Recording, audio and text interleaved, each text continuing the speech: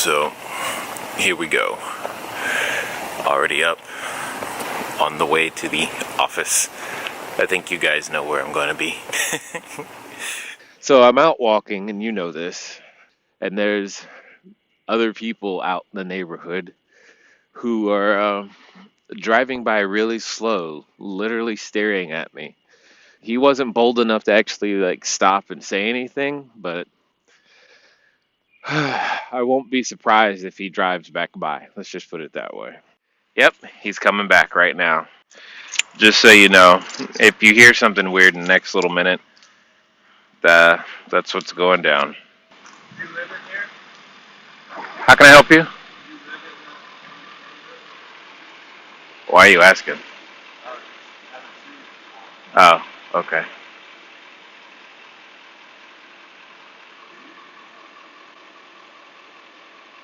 If it's okay, I'm just gonna keep going to Starbucks. Is that all right? You didn't need to hear that anyway. It was exactly like I said. He came back around, straight up asked me if I lived there, what's my address. I told him I wasn't going to give him my address. He's like, I've never seen you before in here. I never seen him either. Fortunately, it wasn't a police person, so that's good. But at the same time, he could have had a concealed carry permit. Who knows? It's just one of those situations where I have to be careful. Really just hurts.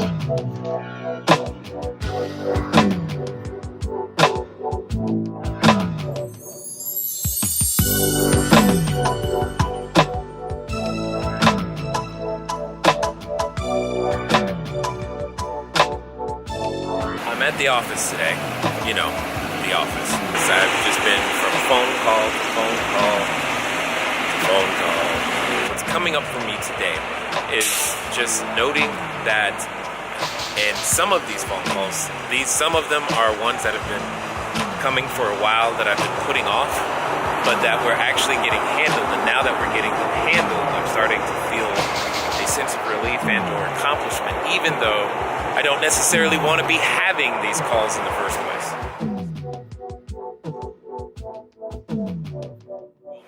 Here's what's been affecting me all day, and I'm hopefully, by telling you, it'll stop. I don't think so, but I'm trying to get past it. So this morning, up at 4:30, doing my thing, walking. So the sun is not up, obviously, when I'm leaving. I got my bag on. Obviously, I'm wearing this. Some idiot drive by and yell something. Worse. So, and there were which is interesting, there were actually multiple people out and about the neighborhood that early, which I wasn't expecting, but whatever. One guy comes,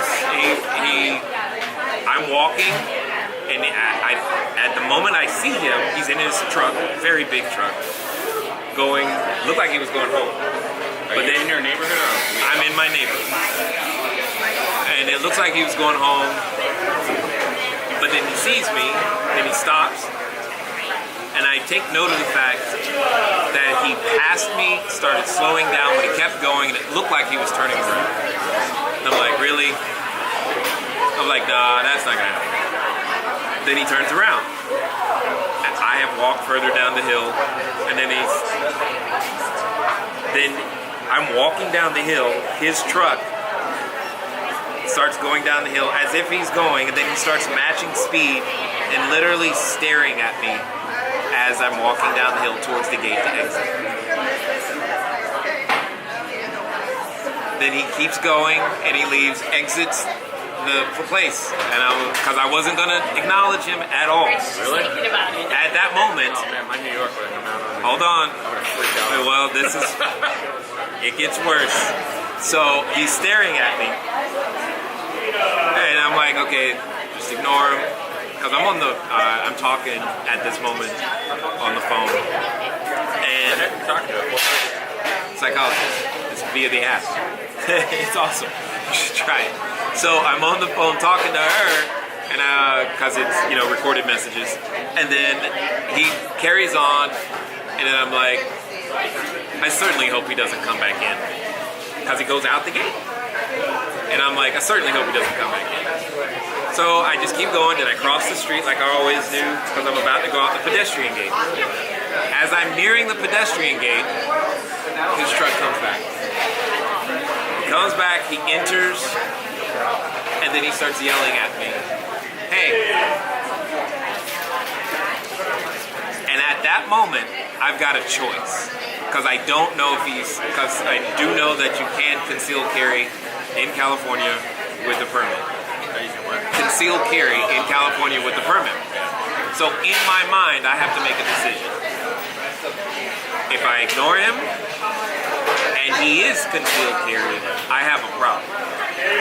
And he has an excuse. So I decide to go talk to him.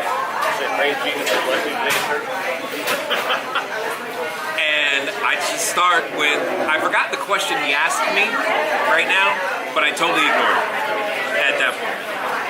And what I did... I didn't know what the question was. What are you doing here? Do you live here? It was something like, what are you doing here? Do you live here? Right. It was one of those. And then I responded to him, I said, how can I help you? No, how can I help you, sir? I'm pretty certain I said that. And he's like, well, I've never seen you here before.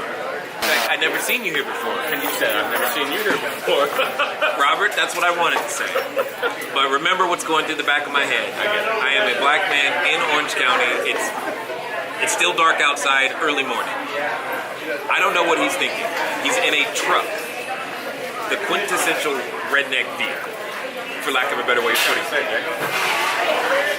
I'm not trying to say anything. I'm not mincing any words here. Because he's clearly talking to me because as far as he's concerned, I'm out of place. And then he goes, what's your address? And then I tell him, I don't think I'm going to tell you my address. How can I help you? And he just stares at me, and I just stare at him. And then I ask him, do you mind if I can just continue walking, going on to Starbucks? He's like, yeah, why don't you do that? It's like, awesome, you have a great day. And then we leave. I know why he stopped. I know why. I don't like why. I don't like the fact that, yeah, I live in the neighborhood I live in, and yeah, maybe you're not used to seeing people that look like me in that neighborhood, but that doesn't mean anything. I mean, is it tired that I've never seen you in this neighborhood before? I've seen you eat? What's your address? And he actually expected me to answer that. And I'm just like, wow. Late 40s. But and all the other people in the neighborhood were fine. Do you understand? And it's just been bugging me the entire day. I don't want to think about the fact that I live in a world like that, but I do. I hate being reminded that somehow I'm not what people. I hate that.